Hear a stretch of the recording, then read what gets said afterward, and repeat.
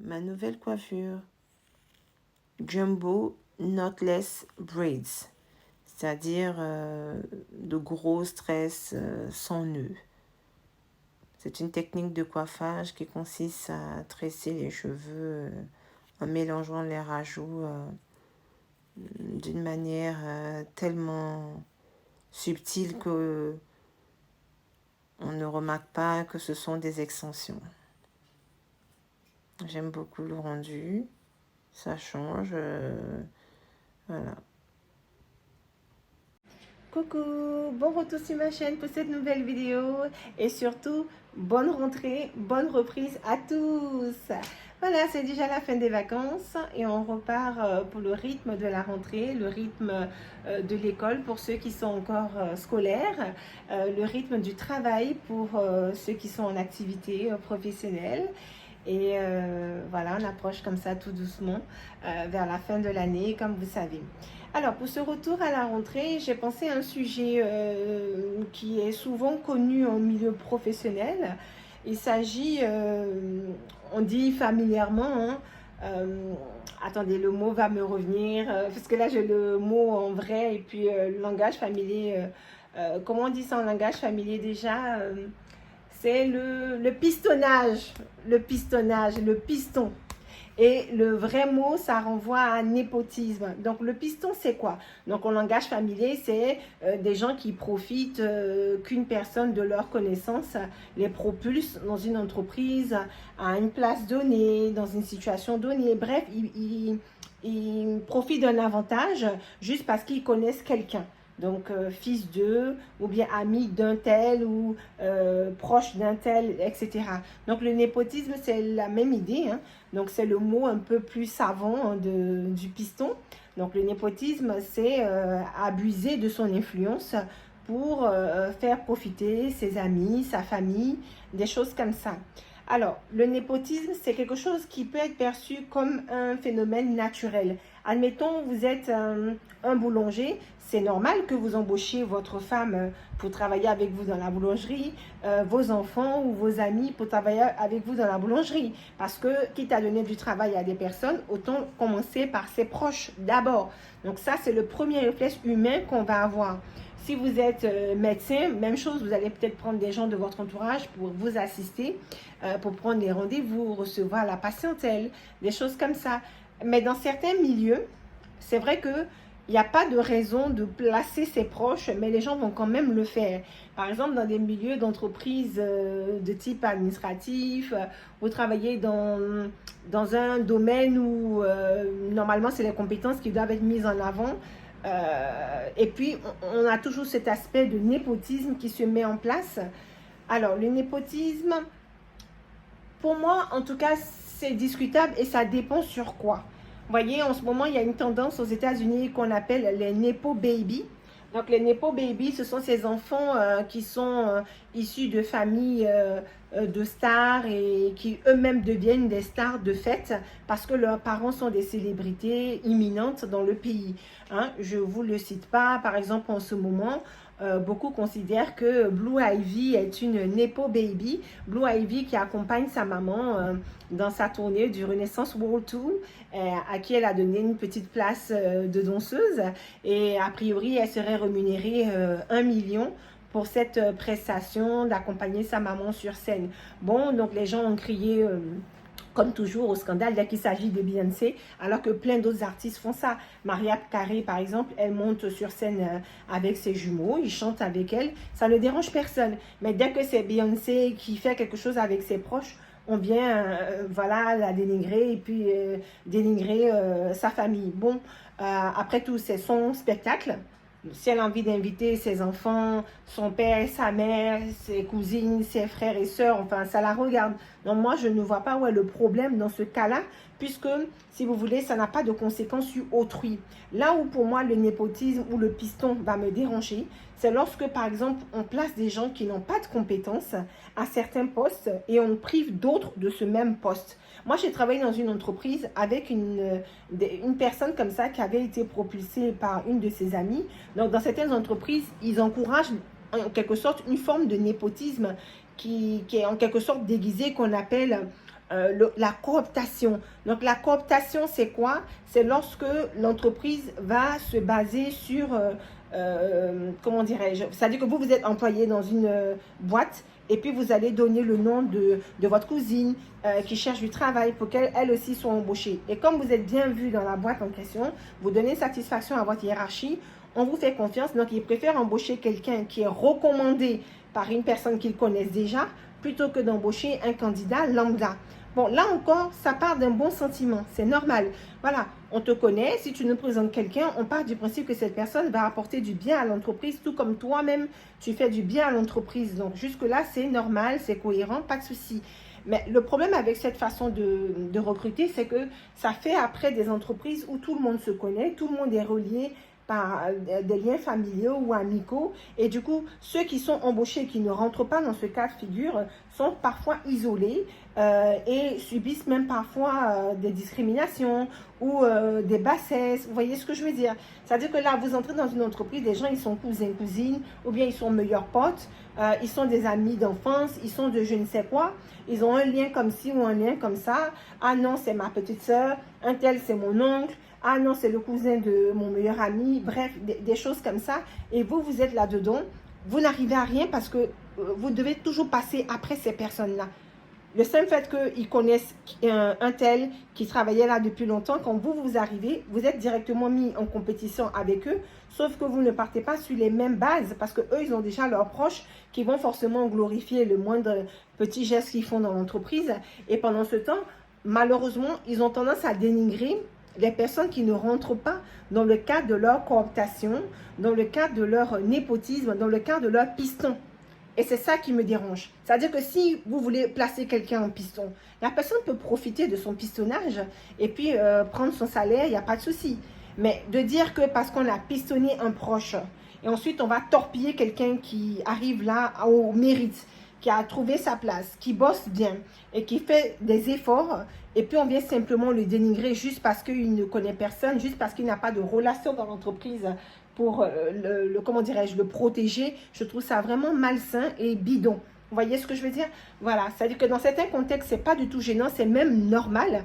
Voilà, dans des contextes où vous avez créé une entreprise familiale, c'est normal que les gens travaillent en famille. On ne va pas s'attendre forcément à ce qu'ils aient créé de l'emploi ailleurs. Donc ça, il n'y a pas de souci dessus. Mais quand ce sont des entreprises de type international, avec plein de gens qui bossent à l'intérieur et qu'on en fait en quelque sorte une entreprise familiale parce que les uns vont embaucher leurs proches, les autres vont embaucher leurs amis, ainsi et ça, on n'en finit plus.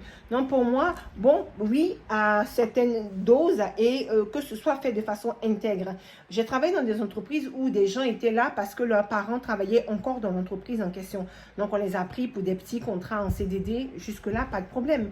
Et quand ces personnes venaient, elles faisaient leur travail comme tout le monde, elles n'avaient pas de passe-droit, ce n'étaient pas des gens qui étaient privilégiés de fait. Mais dans certains milieux, à partir du moment où vous arrivez sous recommandation d'un proche, de quelqu'un qui est connu dans l'entreprise, tout de suite, ça y va dans les abus. Hein, et c'est ce qui fait que beaucoup de gens détestent le népotisme, beaucoup de gens pointent du doigt cette pratique, vont même dénigrer cette pratique alors que c'est quelque chose qui est humain à la base. Je vais dire, à un moment donné, si tu dois donner du travail à quelqu'un, ça te permet de donner un statut social à la personne. Il y a des enjeux économiques avec les revenus et tout ça. Je peux comprendre qu'on préfère le donner à quelqu'un qu'on connaît plutôt qu'à un étranger. C'est normal. D'accord? Donc ça, vraiment, je ne suis pas en train de dénigrer toutes les personnes qui pratiquent le népotisme ou qui profitent du népotisme. Tant mieux pour vous. Mais pour moi, à partir du moment où vous êtes dans ce contexte-là, vous n'avez pas besoin d'abuser de cette position pour nuire à d'autres collègues qui, eux, n'ont pas été cooptés, qui, eux, n'ont pas bénéficié de pistons, qui, eux, ne sont pas là par népotisme. On voit des gens qui, parce qu'ils ont été placés là, se croient tout puissants. Moi, j'en ai connu une, carrément, qui se vantait d'être placée là par piston. Elle n'en fichait pas une. Son travail n'était même pas spécialement efficace, mais elle était toujours très arrogante et puis elle se permettait de dénigrer les autres sans raison. Elle était méchante, quelqu'un qui cherchait toujours à faire passer son statut à elle avant ceux des autres, alors qu'elle n'avait même pas de mérite d'être là. Donc ça, j'ai trouvé ça profondément injuste. Et la hiérarchie n'intervenait pas, parce que la hiérarchie connaissait sa meilleure amie qu'il avait placée là. Dans certaines entreprises, ils vont jusqu'à récompenser les cooptations. Mais par exemple, si vous faites venir quelqu'un et que la personne est gardée dans l'entreprise, la personne signe un contrat, admettons, ça aboutit sur un CDI, la personne réussit sa période d'essai, vous gagnez de l'argent. Il y a des entreprises qui vont jusqu'à donner plusieurs milliers d'euros à des personnes qui sont cooptées. Là encore, comme je dis, ça dépend comment c'est fait et dans quel... s'il y a un aspect... comment dirais-je, moral, ça ne me dérange pas plus que ça. Mais c'est là où il y a des abus que moi, je vais dire non. C'est-à-dire les abus de la part de celui qui profite de la cooptation, de celui qui profite du piston. Vous avez une bonne idée de vouloir placer un de vos proches. On ne peut pas vous reprocher ça. Mais que le proche en question arrive et qu'il prenne le melon et qu'il se croit supérieur aux autres personnes qui sont là, juste parce que un tel de la hiérarchie le connaît, ou je trouve ça injuste. Et il y a même un côté malsain dedans. Et pour moi, ce n'est pas agréable pour les autres personnes de l'équipe qui, elles, ne sont pas bénéficiaires de ce piston, n'ont pas de garant sur place, n'ont pas de protecteurs ou de personnes qui vont venir les protéger ou leur assurer une situation pérenne dans l'entreprise. Donc, c'est vraiment un cas de conscience. Et pour moi, vraiment, je ne vais pas réagir de la même manière selon les situations. Il y a des situations où ça ne va pas me déranger du tout, comme je vous l'ai déjà dit. Des artistes, bon, qui font leur tournée, qui font leur création, qui impliquent leurs proches. Je ne vois pas où est le problème. Hein? Ça ne gêne personne. Si vous voulez, ça n'est pas priver quelqu'un d'autre d'un emploi ou quoi que ce soit. Bon, après, le public, comme je vous ai dit, est roi dans ce milieu-là. Tant que le public adhère, tant que le public apprécie, c'est tant mieux. Voilà. Donc là-dessus, zéro problème. Il n'y a même pas de sujet. Mais de dire qu'on place des gens dans des entreprises qui n'ont même pas les compétences requises juste parce qu'on veut leur donner du boulot et que ces gens-là soient là incompétents comme jamais et en plus pour certains qui sont vantards, ça c'est non, c'est stop et puis ça suffit 2 minutes quoi.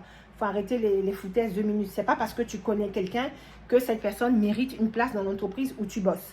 Donc, à un moment donné, il faut être quand même correct et intègre en entreprise. L'honnêteté, les bonnes pratiques, la bonne moralité, c'est important.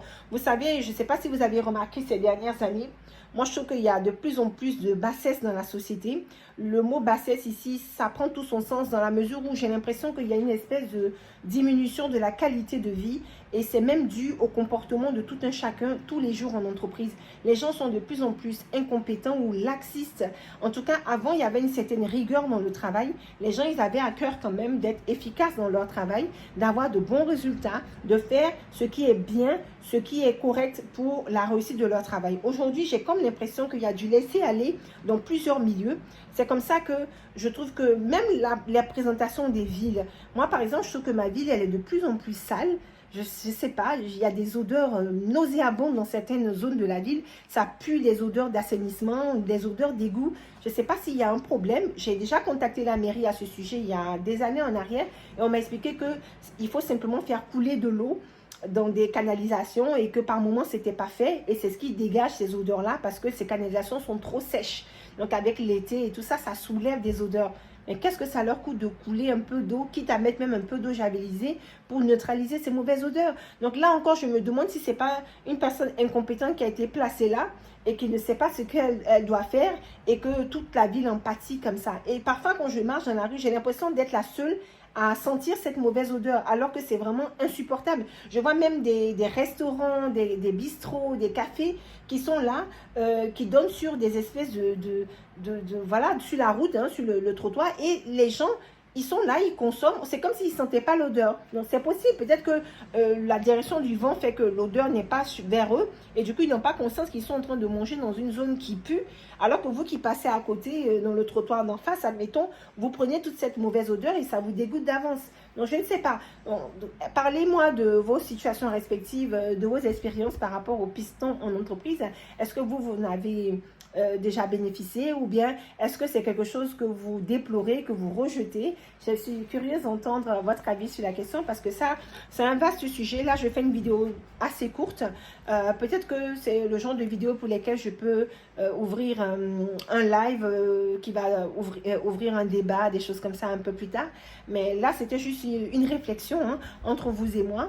c'est la rentrée, on reprend les bonnes habitudes au travail. Et donc, c'était juste pour savoir ce que vous pensez de vos collègues qui sont pistonniers, des gens qui sont là parce qu'un proche les a placés, les gens qui bénéficient de cooptation, bon, le fameux népotisme, hein, et puis en langage familier, le fameux piston, le bon vieux piston, d'accord? Donc, qu'est-ce que vous en pensez? Est-ce que vous trouvez que c'est mal? Est-ce que vous êtes pour? Et bon, argumentez, hein, je serais ravie de vous lire à ce sujet. Très bien, je vous remercie de m'avoir suivi jusqu'ici. J'espère qu'on va développer ce sujet-là un peu plus en profondeur. On va prendre des thèmes un peu plus calés, par exemple le népotisme en politique ou dans certains domaines. Vous voyez ce que je veux dire? Bon, là, j'ai traité le sujet de façon vaste et j'ai un peu survolé la chose. C'était juste pour vous donner de quoi parler de ça. Quel est votre avis sur cette situation? Et puis, bon, j'espère que si la vidéo a du succès, je pourrai refaire encore un autre thème là-dessus, aller plus en profondeur dans cette conversation. Je vous remercie de m'avoir suivi jusqu'ici. Je vous embrasse et comme toujours, n'oubliez pas de liker, commenter, de vous abonner nombreux. Je compte sur vous. À très vite pour une nouvelle vidéo. En attendant, restez à l'écoute et restez connectés. Bisous, bonne rentrée, bonne reprise.